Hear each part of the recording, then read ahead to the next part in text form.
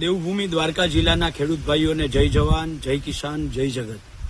ખેડૂત ભાઈઓ, છેલ્લા 8-10 દિવસથી મને સતત ફોન આવે છે કે જે ખેડૂતોના કલ્ટિવેટર, થ્રેશર, ઓટોમેટિક ઓરણી, ટ્રેક્ટર જે મંજૂર થયા છે સબસિડીમાં, એની અંદર જે એક પ્લેટ લગાવવાની હોય છે, ખરેખર તો આ પ્લેટ કંપનીએ એ સાધનની સાથે બનાવીને આપવી જોઈએ.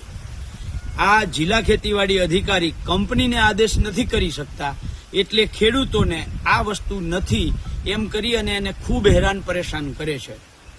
એટલે એ મુદ્દે અને ગઈકાલે જે એનપીકે ખાતરની અંદર એક ખાતરની બોરીએ 130 રૂપિયાનો વધારો કર્યો છે, એના વિરુદ્ધમાં આ બંને મુદ્દાઓને લઈ અને જિલ્લા ખેતીવાડી અધિકારી શ્રીને કૃષિ મંત્રીના નામનો લેટર લખીને આપવા જવાનું છે. આ બંને મુદ્દે રજૂઆત કરવા જવાનું છે. એટલે આવતા શનિવારે તારીખ 2 ઓગસ્ટ સવારે 10:30 વાગે કલેક્ટર કચેરીની સામે જે મધરશ્રી હોટેલ છે ત્યાં તમામ લોકોએ પહોંચવા માટે આહવાન કરું છું, વિનંતી કરું છું, આમંત્રણ આપું છું.